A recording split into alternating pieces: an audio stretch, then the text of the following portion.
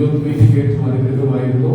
Main സർവീസിലേക്ക് നാം പ്രവേശിക്കുന്നത് ഒരു നിമിഷം കണ്ണുകളടച്ച് രണ്ട് കൈകളും സ്വർഗ്ഗത്തിലേക്ക് ഉയർത്തിപ്പിടിച്ചുകൊണ്ട് കർത്താവിന്റെ മുമ്പിൽ ഒന്ന് സ്ഥാനത്തായിക്കാണ്.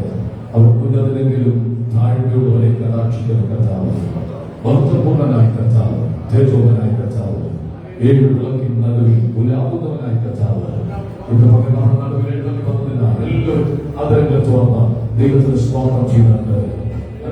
എല്ലാം അതരങ്ങൾ തുറക്കുക.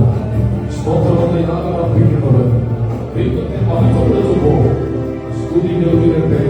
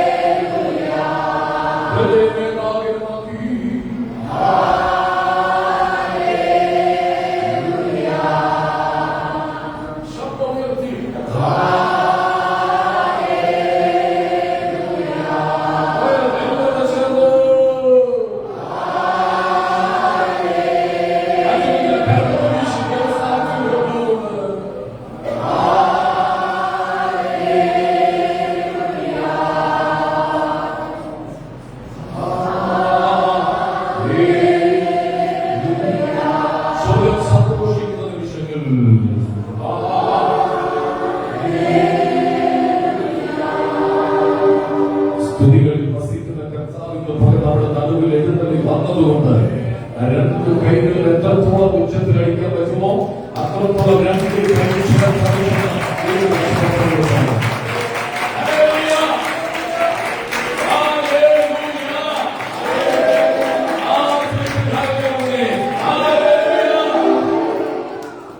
ദൈവം എവിടെയാണ് വസിക്കുന്നത്? സ്തുതികളിലെ വസിക്കുന്നവരാണ്.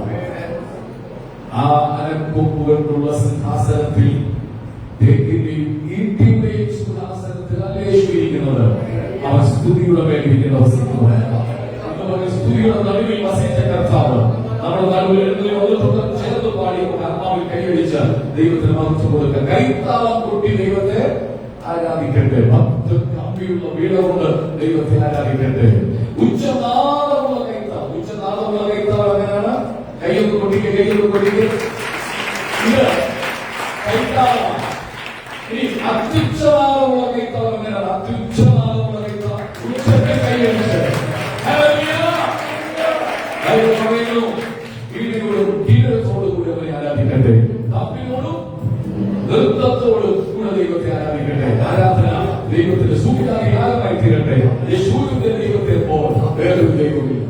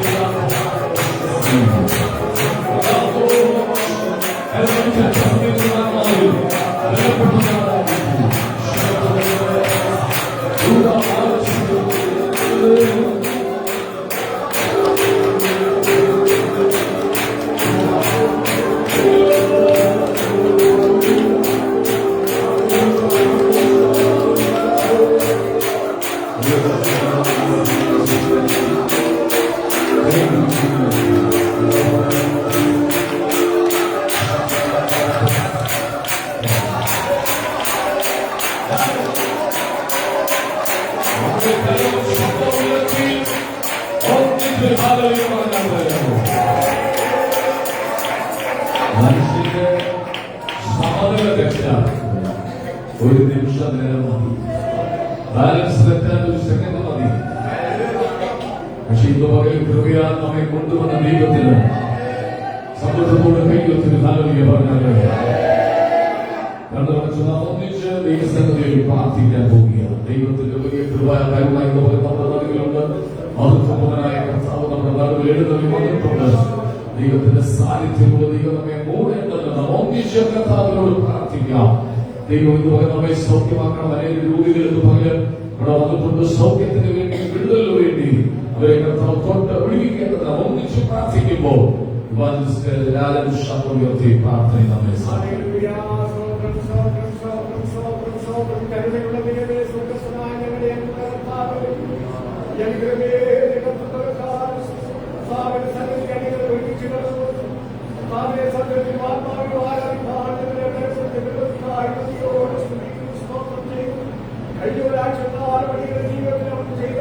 സകല ഉപകാരങ്ങൾക്കും ഈ പണക്കാരൻ വാഴ്ത്തുന്നു, സ്തുതിക്കുന്നു, സഹായിച്ചതായ സ്തോത്രം. ഈ സഭായോഗത്തേക്ക് അനുഗ്രഹിക്കുമാറാകണമേ. കടന്നുവ ദൈവത്തെ സൗഖ്യമാക്കണമേ. മാനസികമായ ക്ലേശങ്ങളാൽ ഭാരപ്പെട്ടവരെ ആശ്വസിപ്പിക്കുമാറാകണമേ. സാമ്പത്തികമായ ബുദ്ധിമുട്ടുകളെ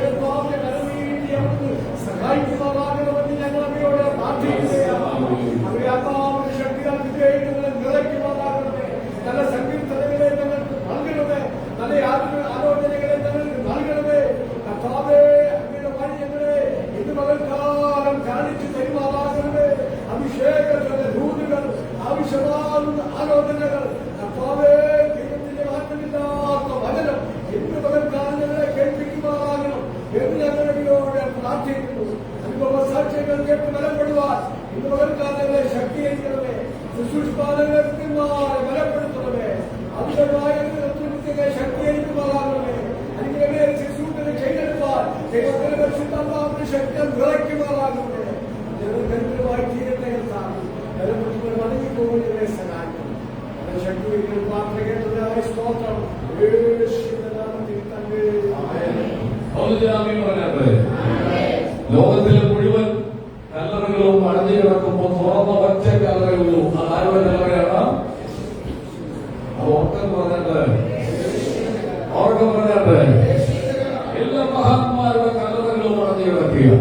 യുദ്ധം കുടുംബി കൊണ്ട് മുറുകി നിൽക്കുക. ആയിരക്കണക്കിന് ആളുകൾ കൊല്ലപ്പെട്ടുകൊണ്ടിരിക്കുക. ഇതിന്റെ നടുവിലും ഉലക മഹാന്മാർ അഖിലരും ഒരുപോലെ ഉറങ്ങുന്നു. പക്ഷെ മറ്റേ ഒരാൾ ഉയർത്തെഴുന്നേറ്റു. അതിന്റെ യേശുവാണ്. യേശു ഉയർത്തെഴുന്നേറ്റത് കൊണ്ടാണ് ഇവിടെ വന്നിങ്ങനെ കൈയടിച്ച് നൃത്തം ചെയ്ത് ദൈവത്തെ ആരാധിക്കുന്നത്. ക്രിസ്ത്യാനിത്വത്തിന്റെ യൂണിറ്റ്നസ്, നിസ്തുല്യത എന്ന് പറയുന്നത് യേശുവിന്റെ ഉയർത്തെഴുന്നേൽപ്പാണ്. യേശു ഉയർത്തെഴുന്നേറ്റില്ലായിരുന്നെങ്കിൽ ഞങ്ങളുടെ പ്രസംഗം വ്യർത്ഥമായിരുന്നു. അതുകൊണ്ട് യേശു ഉയർത്തെഴുന്നേറ്റു എന്ന ഉറപ്പുള്ളവർ, എഴുന്നേറ്റിരിക്കാൻ കഴിയുന്നവർ എഴുന്നേറ്റ് നിന്ന് കൈയടിച്ചു പാടി ആത്മാവിൽ ദൈവത്തെ ആരാധിക്കും.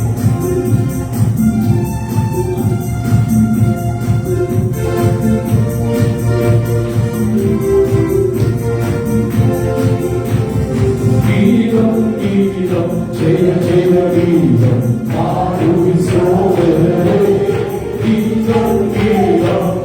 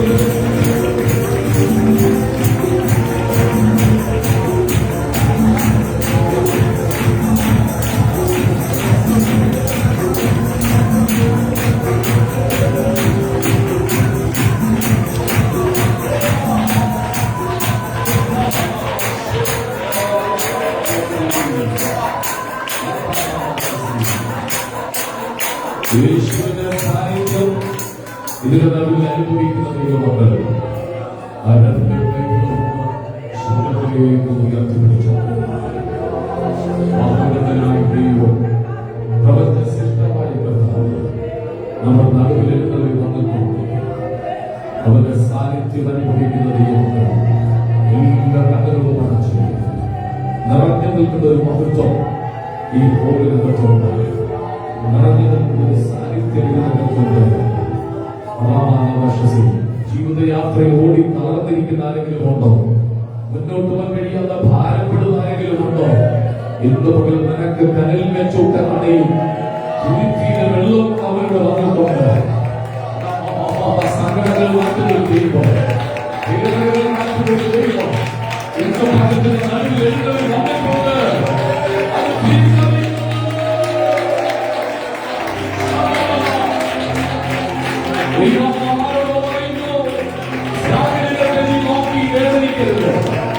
സാഹചര്യത്തെ നോക്കി സങ്കടപ്പെടരുത്. സാഹചര്യത്തിലേക്ക് അനുകൂലമല്ല, ഭാരതത്തിലേക്ക് അനുകൂലമല്ല, ദൈവത്തിലേക്ക് അനുകൂലമായിട്ടുണ്ട്. വിശ്വസിക്കുക, ദൈവത്തിലേക്ക് അനുകൂലമായിട്ടുണ്ട്.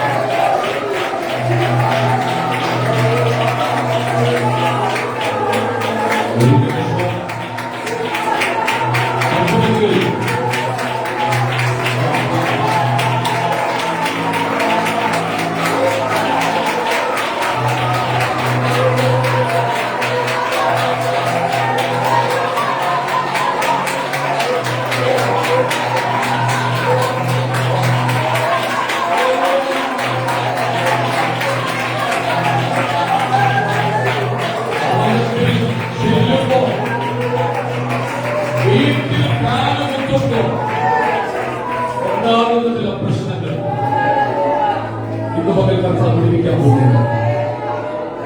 ദൈവം നിന്റെ വീട്ടിൽ ദൂതനെ അയക്കാൻ പോകുന്നു.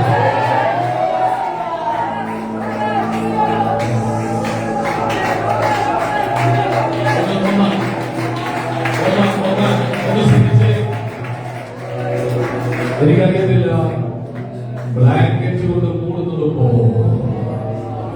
പരിശുദ്ധാത്മാവ്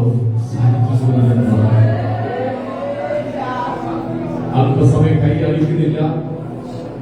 വലിയ കൈ ഉയർത്താൻ പറ്റുമെങ്കിൽ ആ കയ്യെ കർത്താവ് തൊടാൻ പോകില്ല.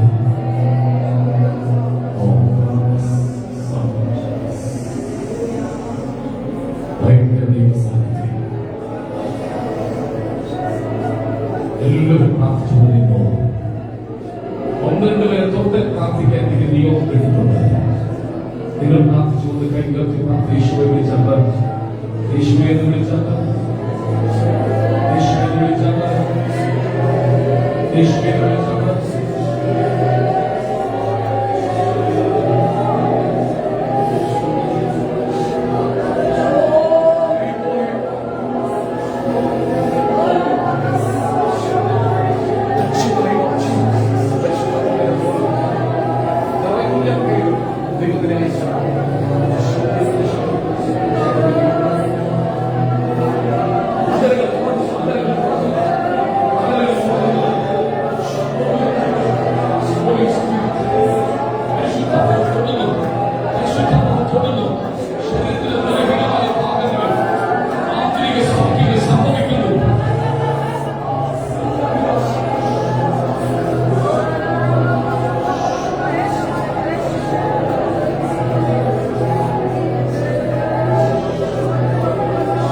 സൗഖ്യം പ്രാപിക്കുന്നു.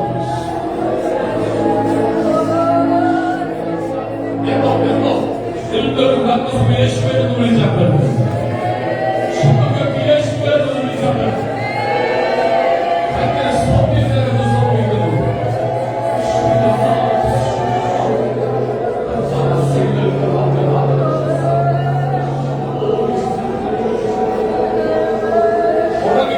മുടങ്ങിക്കിടക്കുന്ന ചില വിഷയങ്ങൾ തീർത്തിലെത്തിക്കാൻ പോകുകയാണ്.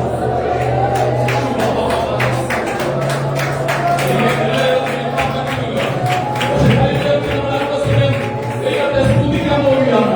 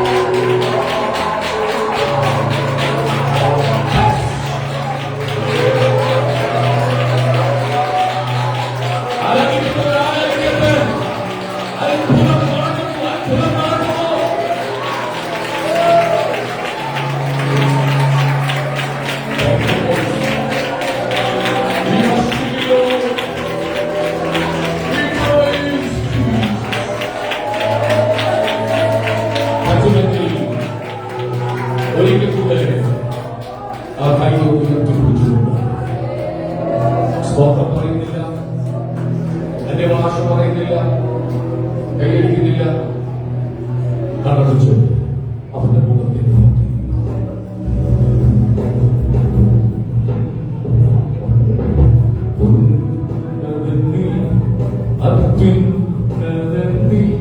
അങ്ങേ പോലൊരു ദൈവമില്ല. ഉന്നതനീ അത്യുന്നതനീ അങ്ങേ പോലൊരു ദൈവമില്ല. അത്ഭുതമാ അതിശയമാ നീ മാത്രമേ ദൈവമെന്നും. അത്ഭുതമാ അതിശയമാ നീ മാത്രമേ ദൈവമെന്നും. നന്മയല്ലാതൊന്നും ചെയ്തില്ലല്ലോ, നന്മ മാത്രമേ ഇനി ചെയ്യുകയുള്ളല്ലോ. നന്മയല്ലാതൊന്നും ചെയ്തില്ലല്ലോ, നന്മ മാത്രമേ ഇനി ചെയ്യുകയുള്ളല്ലോ. നന്മയ്ക്കായൊന്നും ഭവിച്ചില്ലല്ലോ, നന്മയ്ക്കായി കൂടി വ്യാപരിച്ചല്ലോ. തിന്മയ്ക്കായൊന്നും ഭവിച്ചില്ലല്ലോ, നന്മയ്ക്കായി കൂടി വ്യാപരിച്ചല്ലോ.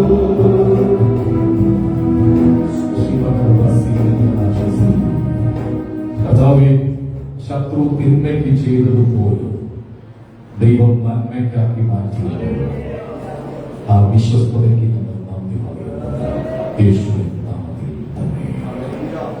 നമുക്കെല്ലാം കൂടെ ചേർന്ന് 136 സങ്കീർത്തനം വാചകം പ്രതി വാചകമായി ദൈവത്തെ ആരാധിക്കുക.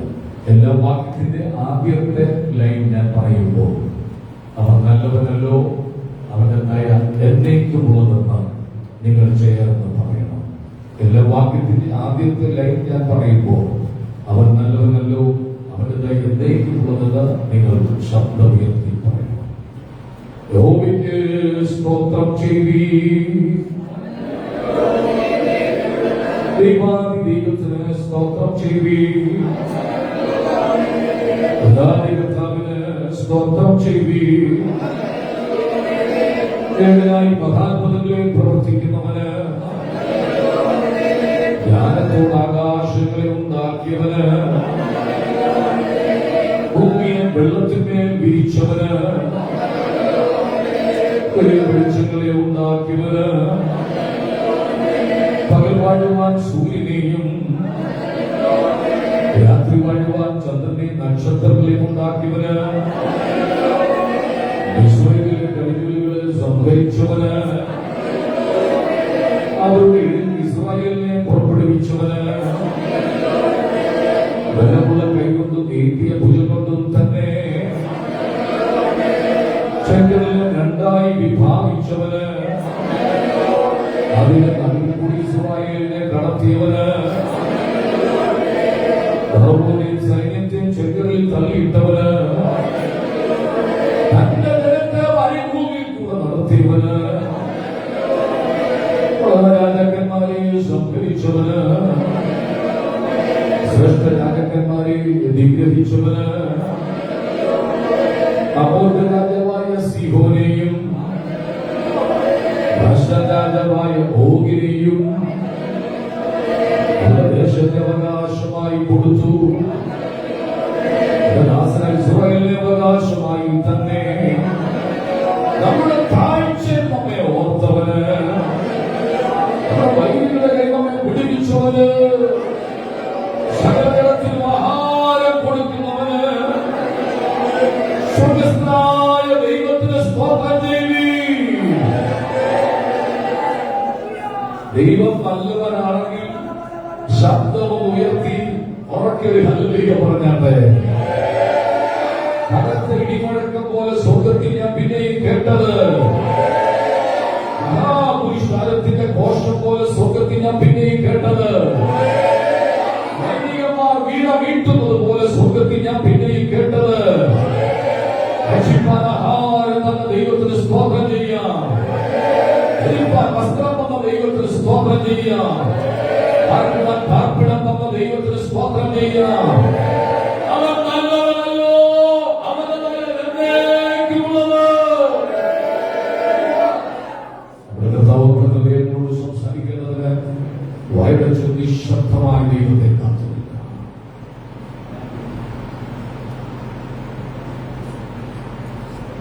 കത്തുന്നുണ്ടെങ്കിലും വെന്തു പോകാതെ ഞാൻ എന്റെ ജനത്തെ പരിപാലിക്കുന്ന ദൈവമാണ്.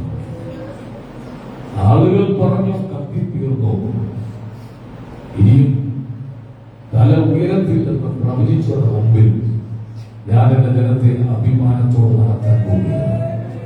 ചില വെള്ളങ്ങൾ നിനക്ക് നോഹയുടെ വെള്ളം പോലെയായിരുന്നു. ചില പ്രതികൂലങ്ങൾ നിനക്ക് പിടിച്ചു നിൽക്കാൻ കഴിയാത്ത സാഹചര്യമായിരുന്നു. ഞാൻ നിന്നെ മെതുവണ്ടിയാക്കി മാറ്റാൻ പോവുകയാണ്. ചില പർവ്വതങ്ങൾ നിന്റെ മുമ്പിലുണ്ട്, ചില വെല്ലുവിളികൾ നിന്റെ മുമ്പിലുണ്ട്.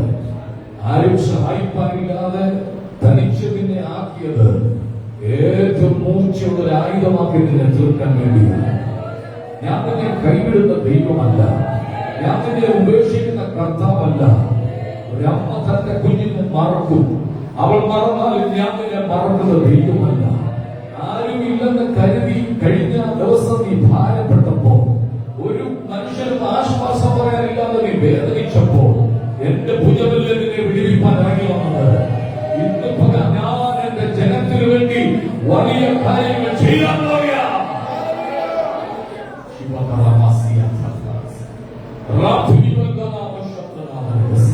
ദൈവമേ, ഞങ്ങളുടെ നടുവിൽ എഴുന്നള്ളി വന്നല്ലോ. സാധുക്കളുടെ പ്രത്യാശയ്ക്ക് ഭംഗം വരുത്താത്ത ദൈവം ഞങ്ങളുടെ നടുവിൽ ഉള്ളത് കൊണ്ട് സ്തോത്രം. ശങ്കടങ്ങളും ഭാരങ്ങളും ദുഃഖങ്ങളും വേദനകളും ഉണ്ടെങ്കിലും അതിനപ്പുറത്ത് സന്തോഷത്തിന്റെ നിമിഷങ്ങൾ ഞങ്ങൾ തരുന്നതുകൊണ്ട് സ്തോത്രം. അവിടുത്തെ സാന്നിധ്യം ഞങ്ങളെ മൂടും. യേശുവിൻ നാമത്തിൽ തന്നെ പ്രാർത്ഥനകൾ എല്ലാവർക്കും ദൈവസന്നിധിയിലായിരിക്കും. സത്യത്തിലും ആത്മാവിലും ദൈവത്തെ ആരാധിക്കാൻ ദൈവം കൂട്ടിവരുത്തിയ ദൈവജനത്തിനായി നന്ദിയോട് സ്തോത്രം ചെയ്യുക. കുറച്ച് നിമിഷങ്ങൾ ദൈവ സാന്നിധ്യത്തിന്റെ മറവിൽ നാം ആയിരുന്നു. സകലതും മറന്ന് ആരാധിച്ചവർക്കായി ഞാൻ ദൈവത്തിന് സ്തോത്രം ചെയ്യുകയാണ്. നമ്മുടെ ജീവിതത്തിൽ ഏറ്റവും വലിയ സന്തോഷം എന്ന് പറയുന്നത് ദൈവസന്നിധി വന്ന് സകലതും മറന്നവനെ ആരാധിക്കുന്നത്. ആരാധനയുടെ മഹത്വം കണ്ടവർക്ക് മൗനമായിരിക്കാൻ കഴിയുകയില്ല. ആരാധന തേജസ് കണ്ടവർക്ക് അടങ്ങിയിരിക്കാൻ കഴിയത്തില്ല. ഞാൻ പലപ്പോഴും ഓർപ്പിക്കുന്ന ഒരു വാക്കുണ്ട്. നോഹയുടെ ജലപ്രളയത്തിന് ശേഷം നോഹ നടത്തിയ ആരാധനയുടെ വാസന സ്വർഗത്തിലേക്ക് ചെന്നു. ചീഞ്ഞു നടന്ന മൃഗങ്ങളും ചീഞ്ഞു നടന്ന മനുഷ്യന്റെ ശരീരങ്ങൾ ഭൂമിയിൽ നാറ്റമമിച്ചു കിടക്കുമ്പോൾ നോഹ നടത്തിയ ആരാധനയുടെ വാസന അത് സ്വർഗാഭി മണ്ഡപത്തിലേക്ക് കയറി. വനം പറയുന്ന വാസന മണത്ത് ദൈവം അവനെ അനുഗ്രഹിക്കുകയാണ്.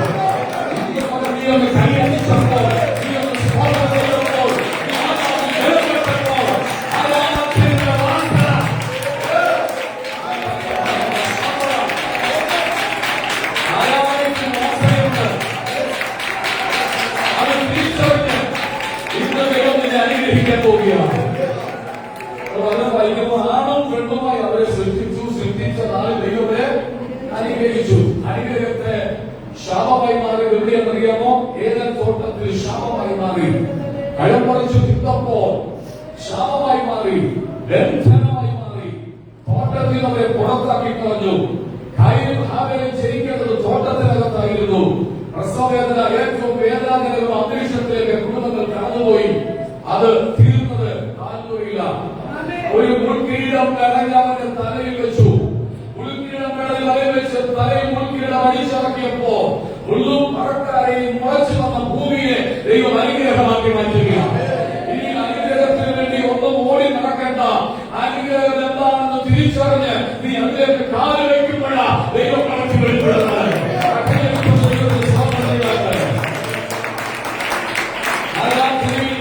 ഒരു ദൂരപ്രകാശത്തിൽ ഞാൻ പറയാം. അറവോനും ജോസഫും തമ്മിൽ ഒരു സംസാരം ഉണ്ടായി.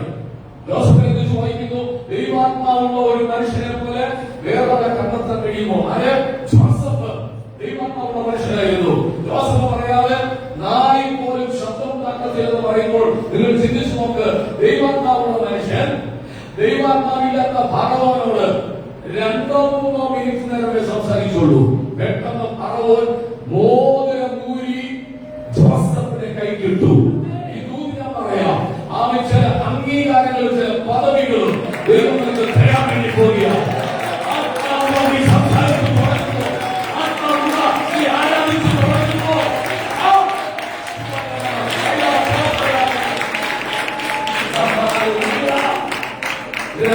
മോതിരങ്ങളുടെ കൈമാറ്റങ്ങൾ നടക്കുന്നുണ്ട്. നീ കാണുന്നില്ല. അക്ഷരീയമായ മോതിരത്തിന്റെ കാര്യമല്ല, ആത്മാവിന്റെ മോതിരത്തിന്റെ കൈമാറ്റങ്ങൾ, കൃപാവരങ്ങളുടെ കൈമാറ്റങ്ങൾ ഇതിനകത്ത് വെളിപ്പെട്ടിരിക്കുന്നതുകൊണ്ട്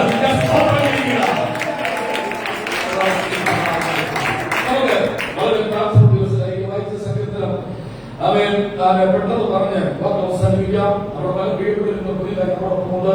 അവർക്ക് സമയം സാക്ഷ്യത്തിൽ കൊടുക്കേണ്ടത് ആവശ്യമാണ്. 136 സംഗീതത്തിന്റെ 16 വാക്യമാണ് അവൻ നമ്മൾ ചിന്തിക്കാൻ പോകുന്നത്. പെട്ടെന്ന് വായിക്കാം. തന്റെ ജനത്തെ മരുഭൂമിയിൽ കൂടി നടത്തിയവന്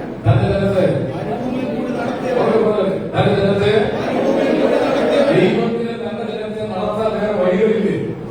ദൈവത്തിന് എത്രയോ മാർഗങ്ങളുണ്ട്. ഏലിയാവിനെ അഗ്നിരഥങ്ങളും അഗ്നിയശ്വങ്ങളും വന്ന് ചുഴലിക്കാറ്റിൽ എടുത്തുകൊണ്ട് പോയെങ്കിൽ, ആ ഫിലിപ്പോസിനെ ശമനെ സ്നാനപ്പെടുത്തി കഴിഞ്ഞപ്പോൾ ആത്മാവ് എടുത്തുകൊണ്ട് പോയെങ്കിൽ, 25 ലക്ഷം പേരുടെ ജനത്തെ മരുഭൂമി കൂടെ അല്ലാതെ നടത്താൻ വേറെ വഴികളില്ലേ?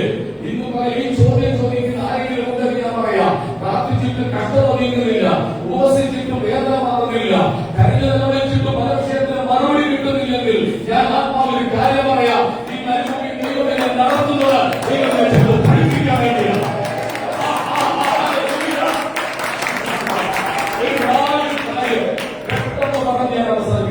നാല് കാര്യങ്ങൾ എന്തിനാണ് ഇവരെ മരുഭൂമി കൂടെ ദൈവം നടത്തിയത്? നമുക്ക് നോക്കാം. വേദത്തിൽ പുറപ്പാട് പുസ്തകം 13-ാം അധ്യായത്തിന്റെ 17-18 വാക്യങ്ങൾ. പുറപ്പാട് പുസ്തകം 13-ാം അധ്യായത്തിന്റെ 17-18 വാക്യങ്ങൾ.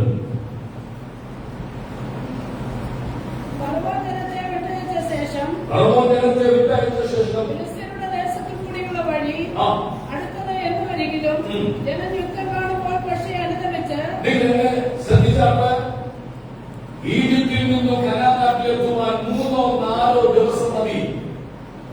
പക്ഷെ ദൈവം അതിലൂടെ വിട്ടില്ല. ദൈവത്തിന് ഷോർട്ട് കട്ട് ഇഷ്ടമല്ല. ആമേൻ പറയില്ലല്ലോ, ഉറക്കമില്ല. കുറുക്കു വഴികൾ ദൈവത്തിന് ഇഷ്ടമല്ല. ദൈവം നേരായ വഴിയാണ് ദൈവത്തെ നടത്തുന്നത്. 4 ദിവസം കൊണ്ട് അക്കത്ത ഭൂമിയിൽ എത്താൻ പ്രിയപ്പെട്ടത് 4 ദിവസം കൊണ്ട് എത്തിക്കാതെ എന്തിന് റൂട്ട് മാറ്റിവിട്ടു? വചനം പറയുന്നു, ഇവർ യുദ്ധം പഠിച്ചവരല്ല. ഇവർക്ക് വാള് തിരിച്ചറിയുവാൻ കഴിയത്തില്ല. ആയുധങ്ങൾ അവരുടെ കയ്യിലില്ല. പക്ഷെ അതുകൊണ്ട് യുദ്ധം കാണുമ്പോൾ തിരിച്ചു പോകാതിരിക്കേണ്ടതിന് ദൈവം അവരെ മറുപടിയോടെ വിട്ടു. പറയുന്നു, ഏതെങ്കിലും വിഷയത്തിൽ നിനക്ക് യുദ്ധം ഉണ്ടെങ്കിൽ, കയ്യിൽ ആയുധമില്ലെങ്കിൽ നീ വേദനിക്കരുത്. ദൈവം ഇപ്പോൾ വിട്ട വഴിയാണ് യഥാർത്ഥ വഴി എന്ന് പറയുന്നത്. യഥാർത്ഥ വഴി ഈ വഴിയാണ്. ഏത് വഴി? മരുഭൂമിക്കുള്ള വഴി. ഒന്ന്, യുദ്ധം ഇറങ്ങിയിട്ടില്ലാത്ത ജനം യുദ്ധം കാണുമ്പോൾ പിന്തിരിഞ്ഞു പോകാതിരിക്കേണ്ടതിന്, പുറകോട്ട് പോകാതിരിക്കേണ്ടതിന്. കാരണം ഇവിടെ അകത്ത് ഇപ്പോഴും ഈജിപ്ത് കിടക്കുക, ഇസ്രായേൽ കിടക്കുക. ഞാനൊരു പറയാം, ചില ദിവസങ്ങൾ കൊണ്ടാണ് അവരെ ദൈവം പുറത്തെടുത്തത്. പക്ഷെ ഇവിടെ അകത്ത് കയറിയ ഈജിപ്തിനെ പുറത്തിറക്കാൻ 40 വർഷം നടത്തേണ്ടി വന്നു. മനസ്സിലാക്കില്ല? ഇവരെ പുറത്തെടുക്കാൻ അടയാളങ്ങളും അത്ഭുതങ്ങളും മോശ കാണിച്ചപ്പോൾ അവർ പുറത്തു വന്നു. പക്ഷെ ഇവരുടെ അകത്തു കയറിയ ഇസ്രായേലിനെ പുറത്തിറക്കാൻ മരുഭൂമിയുടെ നടത്തേണ്ടി വന്നു. ഇന്ന് പകൽക്കാലം ദൈവത്തിൽ ആശ്രയിച്ച് ഞാൻ പറയാം, നീ ഇസ്രായേലിൽ പാർക്കുന്നുവെങ്കിലും അവിടെ നിന്നെ പുറത്തെടുത്ത് കൊണ്ടുവന്നത് ആ ഇസ്രായേലിന്റെ അനുഭവത്തെ ഓർക്കാൻ വേണ്ടിയല്ല, അവിടെ നിന്ന് വിട്ടു ദൈവത്തിനെ കൊണ്ടുവന്നത്. യുദ്ധം കാണുമ്പോൾ പിന്തിരിഞ്ഞു പോകാതിരിക്കേണ്ടതിന് ദൈവമേ മരുഭൂമിയിൽ കൂടെ നടത്തി. 2 ഭക്ഷ്യപ്രവാചകന്റെ പുസ്തകം 2-ാം അധ്യായത്തിന്റെ 14-15 വാക്യങ്ങൾ പെട്ടെന്ന് വായിക്കാം. ഭക്ഷ്യപ്രവാചകന്റെ പുസ്തകം 2-ാം അധ്യായത്തിന്റെ 14-15 വാക്യങ്ങൾ. അതുകൊണ്ട് ഞാൻ അവളെ വശീകരിച്ചു. മരുഭൂമിയിൽ കൊണ്ടുചെന്നു എവിടെ കൊണ്ടുവന്നു? എവിടെ കൊണ്ടുവന്നു? തന്റെ രഥത്തെ എവിടെ കൂടാ ദൈവം നടത്തുന്നത്? മരുഭൂമിയിൽ കൂടിയാണ്. എന്തിനാണ് മരുഭൂമിയിൽ കൊണ്ടുവന്നത്? അടുത്ത വാക്യമുണ്ട്. കൃത്യമായി എങ്ങനെയാണ് അവരെ വിളിച്ച് സ്വാധീനിച്ചത്? വശീകരിച്ചു. എങ്ങനെയാണ്? ചില ആളുകൾക്ക് പണ്ടൊക്കെ പോയിക്കൊടുക്കുന്നതിൽ എന്റെ കൊച്ചനെ അവൾ വശീകരിച്ച് വെച്ചിരിക്കുക. അല്ലെ, കേട്ടിട്ടുണ്ടോ? ഇല്ല, നമുക്കിതൊന്നും അറിയപ്പെടുന്നു. എന്റെ ചെറുക്കനെ അവൾ എന്തിരിക്കുക? വശീകരിച്ചു വെച്ചിരിക്കുക. അവൻ ദൈവം ഇസ്രായേൽ അവരെ എന്ത് ചെയ്തു? വശീകരിച്ചു. ദൈവം കൊടുത്ത പ്രോമിസ് എന്താണ്? പാലും തേനും ഒഴുകുന്ന ദേശത്തെ കൊണ്ടുപോകാം. മെസൊപ്പൊത്താമിയ ഊരിൽ നിന്നും അബ്രഹാമിനെ വിളിച്ചിറക്കിയത്. അബ്രഹാമിന് ദൈവം കൊടുത്ത സ്ഥലമാണ് നാട്. ദൈവം കൊടുത്ത സ്ഥലമാണ്. പിന്നെ വന്നു പാർട്ടിന് ആളുകൾ യുദ്ധം ചെയ്ത് നമുക്കറിയാം. ഗാസയൊക്കെ തകർന്നു ധൈര്യമായിക്കൊണ്ടിരിക്കുക. ഇറാനും ഇസ്രായേലും യുദ്ധം ഇപ്പോഴും നടന്നുകൊണ്ടിരിക്കുക. എന്താണ് വചനത്തിന്റെ അടിസ്ഥാനത്തിൽ ഈ സ്ഥലം അബ്രഹാമിന്റെ സ്ഥലമാണ്. ദൈവം പതിപ്പിച്ചു കൊടുത്ത സ്ഥലമാണ്. മറ്റേ കുടിയേറ്റക്കാരാണ്. അപ്പോൾ ഈ സ്ഥലത്തേക്ക് ദൈവത്തെ കൊണ്ടുവരാൻ ഒരുങ്ങുമ്പോൾ അവർ ഇസ്രായേലിൽ അടിമകളായിരുന്നു. അവർ ആ സാഹചര്യത്തോട് പൊരുത്തപ്പെട്ട് കഴിയുക. ഒരു കാര്യം നോക്കട്ടെ, ദൈവത്തിനെ വിളിച്ച് പുറത്തു കൊണ്ടുവന്നത് അനുഭവിക്കുന്ന സാഹചര്യത്തോട് പൊരുത്തപ്പെടാൻ വേണ്ടിയല്ല, അതിനെതിരെ യുദ്ധം ചെയ്ത് നീ പുറത്തു വരാൻ വേണ്ടിയാണ്.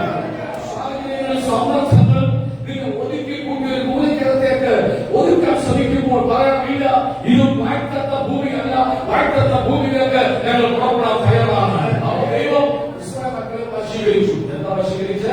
ഒന്ന്, പാലും തേനും ഒഴുകുന്ന ദേശം ഞങ്ങൾക്ക് തരാം. ഒരു ചെറിയ സ്ഥലമാണ് ഇസ്രായേൽ ദേശം എന്ന് പറയുന്നത്. ദേശീയം എന്ന് പറയുന്നത് കനാൻ എന്ന് പറയുന്നത് ചെറിയ സ്ഥലമാണ്. കുറച്ച് ഭൂപ്രദേശമേ ഉള്ളൂ. ആ ആളുകളാണ് യുദ്ധം ചെയ്യുന്നത്. പക്ഷെ ജയിക്കാൻ കഴിയുന്നില്ല. ഇസ്രായേലിൽ ഞാൻ ഒരു വലിയ കല്ലാക്കി വെച്ചിരിക്കുക. അതിനെ മുട്ടുന്നവർ വീഴും. ദൈവത്തിന്റെ കൈ തീരും വരെ അവർ ജയിച്ചുകൊണ്ടിരിക്കും. എന്നാൽ ദൈവത്തെ കൈവിടുന്ന സമയത്ത് അതിന് ബൈബിൾ പറയുന്ന മഹോദര കാലമാണ്. 7 വർഷക്കാലം മഹോദര കാലമാണ്. സഭ ഇപ്പോൾ കാഹളപൂരിയ രക്ഷിക്കപ്പെട്ട കർത്താവിന്റെ വരവിന് വേണ്ടി കാത്തിരിക്കുന്നവർ ഇവിടെ എടുക്കപ്പെടും.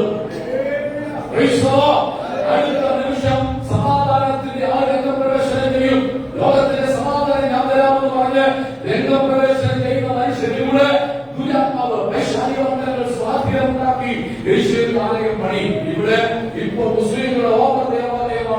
ദൈവാലയമല്ല, ഓവർ ദേവാലയമാണ്. അത് പണിയപ്പെടണം. 7 വർഷം മഹോന്നത കാലമായിരിക്കും, ഭീകരത്തിന്റെ കാലമായിരിക്കും, ഏറ്റവും ആപത്ഘട്ടമായിരിക്കും. മനുഷ്യന്റെ വിൽക്കുവാനോ വാങ്ങുവാനോ കഴിയണമെങ്കിൽ 666 മുദ്ര കുത്തണം. ആ കാലഘട്ടം വരാൻ പോകുക. അതിനു മുമ്പ് കുടുംബാവിനെ ദുഷ്ടമൃഗത്തിന് കൊടുക്കാതെ സഭ എടുക്കപ്പെടാൻ നശീകരിച്ചു. നല്ല പള്ളി വിട്ടതെന്തിനാ? അമ്പലങ്ങൾ വിട്ടതെന്തിനാ? ആരാധനകളും അനുഷ്ഠാനങ്ങളും ഒക്കെ വിട്ടതെന്തിനാണ്? ദൈവത്തിനെ വശീകരിച്ചു ഇവിടെ കൊണ്ടുവന്നിരിക്കുക. സത്യത്തിലും ആത്മാവിലും ആരാധിക്കുവാൻ രക്ഷാബന്ധനം പ്രാപിച്ച് ആത്മാവിൽ സ്നാനപ്പെട്ട് യേശുവിന്റെ വരവിന് വേണ്ടി നീ ഒരുങ്ങൽ എന്തിനു വേണ്ടിയാണ്? നിന്നെ ചേർത്തുകൊണ്ട് കർത്താവിരിക്കുക. മരുഭൂമിയിൽ കൊണ്ടുവന്നത് നിന്നെ വശീകരിച്ച അവിടെ ഒരു പദവിട്ടുണ്ട്. അവിടെ വെച്ച് അവർക്ക് മുന്തിരി കൊടുക്കും. എവിടെ? മരുഭൂമിയിൽ മുന്തിരി കൊടുക്കുമോ? മുന്തിരി മരുഭൂമി കൊടുക്കത്തില്ല. പക്ഷെ ഇല്ലാത്ത സ്ഥലത്ത് ഞാൻ ചിലത് ഉണ്ടാക്കാൻ പോവുകയാണ്. ഒരിക്കൽ ഇറങ്ങിയതോട് കർത്താവ് ദൂത് പറയുകയാണ്, ഇല്ലാത്ത ചില കാര്യങ്ങൾ ദൈവത്തെ വേണ്ടി സൃഷ്ടിക്കാൻ പോകുന്നു. വിശ്വസിക്കുന്ന അഭിമാനാട്ടെ ഇങ്ങനെയുള്ള പോസിറ്റീവ് ദൂതൊക്കെ ഏറ്റെടുത്ത് സ്വാമി ദൈവത്തെ മഹത്വപ്പെടുത്തണം. ഇല്ലാത്ത ചിലതിനെ ദൈവം നിന്റെ മുമ്പിൽ സൃഷ്ടിക്കാൻ വേണ്ടി പോവുകയാണ്. നഷ്ടപ്പെട്ട ചിലതിനെ ദൈവം തിരിച്ചു കൊണ്ടുവരാൻ പോവുകയാണ്. ഒരിക്കലും മടങ്ങി വരത്തില്ലെന്ന് പറയുന്ന ചിലതിനെ ദൈവം തിരിച്ചു കൊണ്ടുവരാൻ പോവുകയാണ്. സ്വാധീനിച്ചു, വശീകരിച്ചു, മുന്തിരികളെ കൊടുക്കാവുന്നതാണ്. അടുത്തതാണ് ആഖോർ താഴ്വര. എഴുതിക്കൊണ്ട് പുസ്തകത്തിൽ പ്രത്യാശയുടെ താഴ്വരയായ ആഖോറിന്റെ ചരിത്രം നിങ്ങൾക്കറിയാം. ആഖാൻ പിടിക്കപ്പെട്ടു. ബാബിലോണിയ മേഖലയും ചില വസ്തുക്കളും മോഷ്ടിച്ചെടുത്തിട്ട് കൂടാരത്തിനകത്ത് കുഴിച്ചിട്ടു. ഇസ്രായേലുകൾക്ക് ജയിക്കാൻ കഴിയുന്നില്ല. ക്രിസ്ത്യൻ ജീവിതം വിജയത്തിന്റെ ജീവിതമാണ്. പക്ഷെ ക്രൈസ്തവായ പലരും പരാജയപ്പെട്ടുകൊണ്ടിരിക്കുക. ആത്മീയത്തിൽ അവർക്ക് മുന്നേറാൻ കഴിയുന്നില്ല. പ്രാർത്ഥന ജീവിതത്തിന് എന്തൊക്കെയോ അസ്വസ്ഥതകൾ സംഭവിച്ചു. ആത്മീയത്തിൽ മുന്നോട്ട് പോകാൻ കഴിയാതിരിക്കുന്ന ഇസ്രായേലത്തോട് പറയുകയാണ്, ഞാൻ നിനക്ക് ആഖോർ താഴ്വര തരാം. ആ താഴ്വരയിൽ ഒരു കുടുംബത്തിന്റെ അസ്ഥികൂമ്പാരമുണ്ട്. കൽക്കൂമ്പാരം കൂട്ടിയിരിക്കാം. അവൻ നിങ്ങളുടെ ആരെങ്കിലും കൂടാരത്തിൽ ഉണ്ടെങ്കിൽ അവരെ കല്ലെറിഞ്ഞു കൊല്ലണം. അങ്ങനെ ആഖാൻ പിടിക്കപ്പെട്ടു. ആഖാനോട് പറഞ്ഞു, എവിടെയാ ഒളിച്ചു വച്ചിരിക്കുന്നത്? അവൻ പറഞ്ഞു, കൂടാരത്തിനകത്ത് ഒളിപ്പിച്ചു വച്ചിട്ടുണ്ട്. അത് പുറത്തെടുത്തു. പക്ഷെ എന്താ സംഭവിച്ചത്? ആഖാനെയും അവന്റെ മക്കളെയും കല്ലെറിഞ്ഞു കൊന്നു. എറിഞ്ഞു കൊന്നിട്ട് അതിനെ ഒരു കൽക്കൂമ്പാരം നാട്ടി.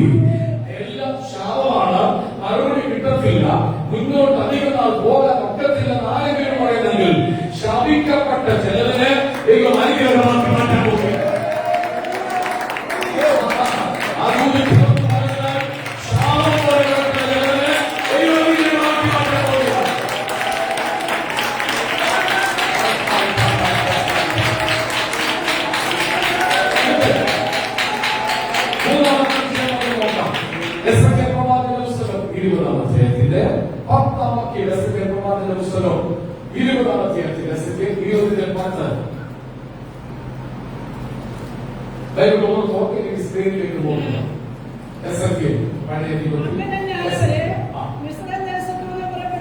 അതുകൊണ്ട് ഞാൻ അവരെ മിസ്രയീം ദേശത്തു നിന്നും പുറപ്പെടുവിച്ചു. എവിടെ കൊണ്ടുവന്നു? ഓ, മരുഭൂമിയിൽ സഭയെ കൊണ്ടുവന്നു. സഭ എവിടെയാണ് നിൽക്കുന്നത്?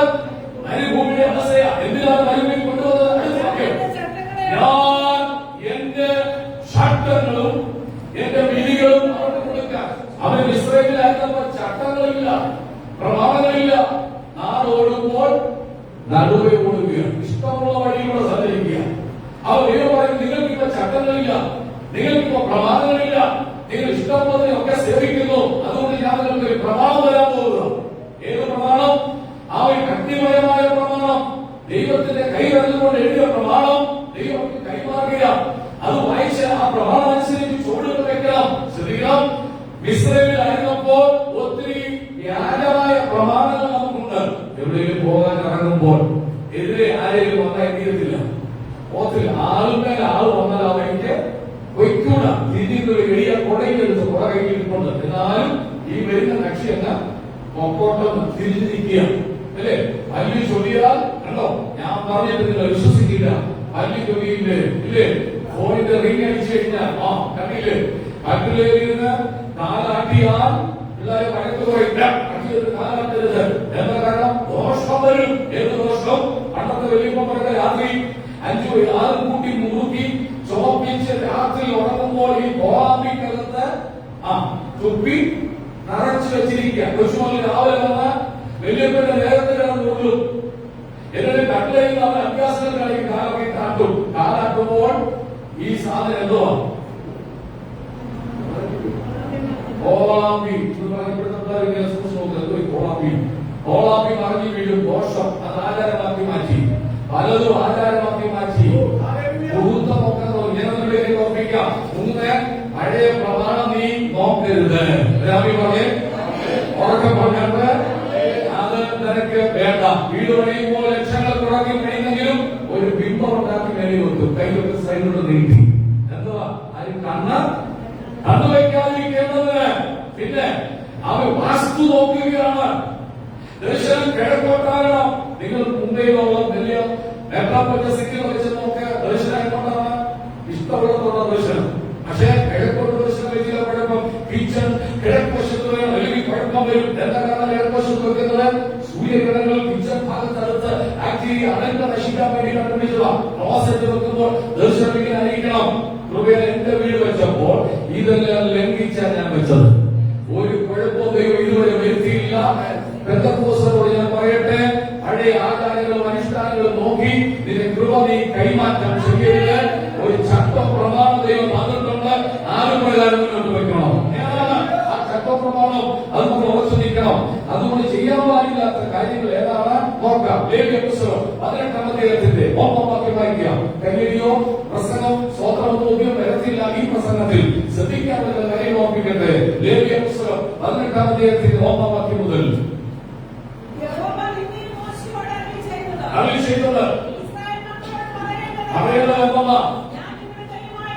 ഞാൻ നിങ്ങളുടെ ദൈവമായ യഹോവയാകുന്നു. നിങ്ങൾ പാർത്തിരുന്ന മിസ്രയീം ദേശത്തിലെ നോക്ക്. ശ്രദ്ധിക്കുക, എല്ലാവരും സ്ത്രീയിൽ നോക്ക്, ബൈബിൾ നോക്ക്. നിങ്ങൾ പാർത്തിരുന്ന മിസ്രയീം ദേശത്തിലെ നടപ്പ് പോലെ നിങ്ങൾ ഇനി നടക്കരുത്. ഞാൻ നിങ്ങളെ കൊണ്ടുപോകുന്ന കനാൻ ദേശത്തിലെ രണ്ടും പറ്റത്തില്ല. നിങ്ങൾ പണ്ടായിരുന്നപ്പോൾ ഉപയോഗിച്ച വാക്കുകളുണ്ടല്ലോ, അത് ഉപയോഗിക്കാൻ പാടില്ല. പണ്ട് നിങ്ങൾ ഉപയോഗിച്ചുകൊണ്ടിരുന്ന പ്രയോഗങ്ങളുണ്ടല്ലോ, അത് പ്രയോഗിക്കാൻ പാടില്ല. ദൈവം നിങ്ങളെ പുറത്തു കൊണ്ടുവന്നിരിക്കുക.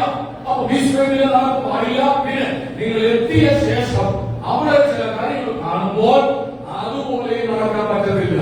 രാമി പറഞ്ഞത് മനസ്സിലായത്? രാമി പറഞ്ഞത് നമുക്ക് ആ 8 കുർബാനയില്ല, 7 കുർബാനയില്ല, 40 അടിയന്തരവും ഇല്ല, ഇതൊന്നുമില്ല. കല്ലറയിൽ പോയുള്ള പ്രാർത്ഥന നമുക്കില്ല. ആരെങ്കിലും ഇഷ്ടമുള്ള പ്രിയപ്പെട്ട മരിച്ചു കഴിഞ്ഞാൽ അവിടെ പോയി എഴുതി കത്തിക്കത്തില്ല. അവിടെ പോയി അച്ഛാ പൊക്കോട്ടെ ഞാൻ ചോദിക്കുമ്പോൾ എന്ന് ചോദിക്കത്തില്ല. ഇതൊക്കെ പഴയ ആചാരങ്ങളാണ്. അതൊക്കെ പൈശാചിക ശക്തിയുടെ സ്വാധീനമാണ്. ഒരു കാര്യം ആത്മാവിൽ ഓർപ്പിക്കാം, ഇസ്രയേലിലെ നടപ്പ് നിനക്ക് പറ്റത്തില്ല. വാക്തത്വ ഭൂമിക്കാരുടെ നടപ്പ് പോലെ നിനക്ക് പറ്റത്തില്ല. അടുത്ത വക്കത്തിൽ നോക്കി അനാവശ്യത്തിലെ നടപ്പ് പോലെ അരുത്. അടുത്ത് അവരുടെ മര്യാദ കാണിക്കരുത്. എന്റെ വിധികളെ അനുസരിച്ച്, എന്റെ ചട്ടങ്ങളെ പ്രമാണിച്ച് ദൈവം തന്ന വിധികളും ചട്ടങ്ങളും പാലിക്കാൻ വേണ്ടിയാണ് ദൈവം അവരുടെ മരുഭൂമിക്കൂടെ നടത്തിയത്. 4ാമത്തെ കാര്യം കൂടെ പറഞ്ഞ് എന്റെ വാക്കുകൾ ഞാൻ അവസാനിപ്പിക്കുകയാണ്. അവൻ 106-ാം സങ്കീർത്തനത്തിന്റെ 14-ാം വാക്യം, 106-ാം സങ്കീർത്തനത്തിന്റെ 14-ാമത്തെ വാക്യം.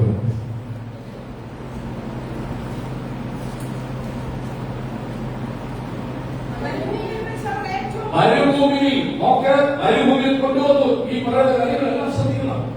മരുഭൂമിയിൽ ദൈവം കൊണ്ടുവന്നു. അവനെ വശീകരിച്ചു. മരുഭൂമിയിൽ കൊണ്ടുവന്നു. മരുഭൂമിയിൽ ദൈവം അവനെ നിർത്തിയിരിക്കുന്നു. എന്നിട്ട് ഏറ്റവും അധികം മോഹമുണ്ടാക്കുന്നത് എവിടെയാണ്? മരുഭൂമിയിലാണ്. പാവത്തിന്റെ സ്വാധീനം ഉണ്ടാക്കുന്നത് എവിടെയാണ്? മരുഭൂമിയിലാണ്. പ്രതീക്ഷയ്ക്കൊരു വകയുമില്ല. സന്തോഷിക്കാൻ ഒരു ഇടവുമില്ല. പകലടിക്കുന്ന ചൂട് ഭയങ്കരമാണ്. രാത്രി അടിക്കുന്ന അസ്വസ്ഥതകൾ ഭയങ്കരമാണ്. പക്ഷെ AC-യുടെ കംഫർട്ടിൽ അവർ ഇരുത്തി സുഖമാണ്. 25 ലക്ഷം പേർക്ക് കാലിൽ എവിടെ ചെരുപ്പ് വാങ്ങിക്കും. ദൈവമക്ക് ഒരു കൃപ കൊടുത്തു. ഇട്ടോണ്ട് ഇറങ്ങിയ ചെരുപ്പ് അവർ വളരുന്നതനുസരിച്ച് ചെരുപ്പ് എറിയുന്നു. ഈ ദൈവത്തെ നമ്മൾ ആരാധിക്കുന്നത്. അവൻ 6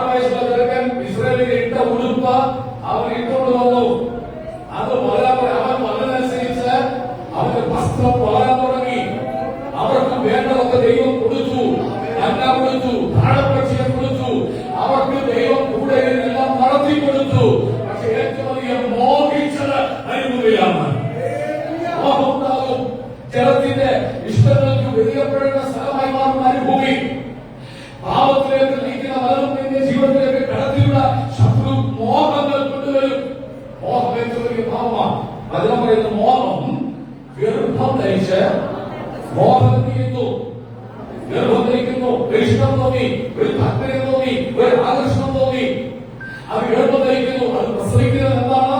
ഭാവത്തിനാണ്. അരുതാത്ത വഴികളിലൂടെ നടക്കാൻ പാടില്ല, അരുതാത്തത് പറയാൻ പാടില്ല, അരുതാത്ത ചിന്തിക്കാൻ പാടില്ല. കാരണം ക്രിസ്തുവിന്റെ സ്വഭാവം ഉണ്ടാകണം.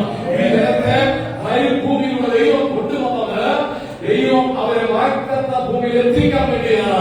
പക്ഷെ അവരിൽ പലരും മിസ്രൈമിൽ നിന്ന് പുറപ്പെട്ടവർ വാഗ്ദത്ത ഭൂമിയിൽ എത്തിയില്ല, പലർക്കും എത്താൻ കഴിഞ്ഞില്ല. ഞാൻ ചോദിക്കട്ടെ, ഇറങ്ങി പുറപ്പെട്ടത് നല്ലതാ, രക്ഷിക്കപ്പെട്ടത് നല്ലതാ, സ്നാനപ്പെട്ടത് നല്ലതാ. നമ്മുടെ പ്രത്യാശ എന്ന് പറയുന്നത് ഈ ഭൂമിയല്ല, നമ്മുടെ പ്രത്യാശ നിത്യതയാണ്. അത് അനുഭവിക്കുന്ന കൈയൊരു ഹല്ലേലൂയ പറഞ്ഞാട്ടെ. 4 കാര്യമാണ് ഓർപ്പിച്ചത്. ഒന്ന്, എന്തിനാണ് അവരെ ദൈവം അനുഭവി കൊണ്ടത്? യുദ്ധം. എല്ലാവരോട് പറഞ്ഞാട്ടെ, പറയുന്ന കാര്യങ്ങൾ പഠിക്കുന്ന കാര്യങ്ങൾ ആസ്വദിക്കണം. ഒന്ന് പറഞ്ഞാട്ടെ, യുദ്ധം. പറഞ്ഞാട്ടെ, യുദ്ധം കാണുമ്പോൾ തിരിച്ചു പോകാതിരിക്കേണ്ടതിന് ദൈവം അനുഭവിയിലൂടെ നടത്തി. 2, പ്രത്യാശയുടെ താഴ്വര, ആ താഴ്വര കൊടുക്കാൻ വേണ്ടി ദൈവത്തെ വശീകരിച്ച് കൊണ്ടുവന്നു. 3, ചട്ടങ്ങളും പ്രമാണങ്ങളും. ജാതികൾക്ക് ചട്ടങ്ങളില്ല, അവർക്ക് ഇഷ്ടം പോലെ നടക്കാം, അവർ ഇഷ്ടം പോലെ ചെയ്യാം, അവർ മുഹൂർത്തം നോക്കാം, അവർക്ക് എന്തും ചെയ്യാം. പക്ഷെ നമുക്ക് ഒരു പ്രമാണം ദൈവം തന്നിട്ടുണ്ട്. ആവർത്തന പുസ്തകം വായിക്കാൻ സമയമില്ലാത്തവരുടെ വായിക്കാൻ വേണ്ട അദ്ദേഹത്തിന്റെ ആവിധാനം, അവൻ ശുദ്രപ്രയോഗങ്ങൾ എല്ലാം ചെയ്ത് ദൈവം നഷ്ടപ്പെടുത്തിയ ഒരു തലമുറയായി മാറി. 4ാമത്തെ വിഷയം, ഭൂമിയിൽ അവരെ എത്തിക്കാൻ വേണ്ടി, ആരും തേർക്കൊള്ളുന്ന ആ ഖനാനാട്ടിൽ അവരെ എത്തിക്കാൻ വേണ്ടിയാണ് ദൈവം അവരെ വശീകരിച്ചത്. നമ്മൾ വായിച്ച സങ്കല്പത്തിൽ കണ്ടത് എന്താണ്? തന്റെ ജനത്തെ ദൈവം മരുഭൂമിയിൽ കൂടെ നടത്തി. എല്ലാ കണ്ണുകളും അടയ്ക്കാം. ഈ മരുഭൂമി അല്പം ചൂട് നിനക്കുണ്ടാകുന്നെങ്കിൽ, ഈ മരുഭൂമി അല്പം നിനക്ക് അസ്വസ്ഥത തോന്നുന്നെങ്കിൽ, ഇത്രയും ദൂരം സഞ്ചരിച്ചത് അതിൽ കൂടുതൽ ദൂരമേയില്ല. നീ വാഗ്ദത്ത ഭൂമിയിൽ എത്താൻ പോവുകയാണ്. യേശുവിന്റെ മടങ്ങി വരവ് വിളിച്ചറിയിച്ചുകൊണ്ടിരിക്കുക. ഒരു ദിവസം കണ്ണുകൾ അടച്ച് നമുക്ക് ദൈവത്തോട് പ്രാർത്ഥിക്കാം. ദൈവമേ, അങ്ങയുടെ ചട്ടങ്ങളും അങ്ങയുടെ പ്രമാണങ്ങളും അനുസരിച്ച് ജീവിപ്പാൻ അവിടെ എനിക്ക് കൃപ തരണമേ, അവിടെ എനിക്ക് പ്രാപ്തി തരണമേ. ദൈവത്തിന്റെ കൃപ ഇന്ന് മകൾ ഇതിനകത്ത് വെളിപ്പെട്ടതുപോലെ തന്നെ മരുഭൂമിയിൽ മന്നയുണ്ട്, മരുഭൂമിയിൽ കാടപ്പക്ഷിയുണ്ട്, മരുഭൂമിയിൽ ദൈവത്തിന്റെ സംരക്ഷണയുണ്ട്, മരുഭൂമിയിൽ ഇതുവരെ കാണാത്ത ദൈവ സാന്നിധ്യമുണ്ട്. ഈ ദിവസം അനുഭവിക്കുന്ന എല്ലാ വേദനകളും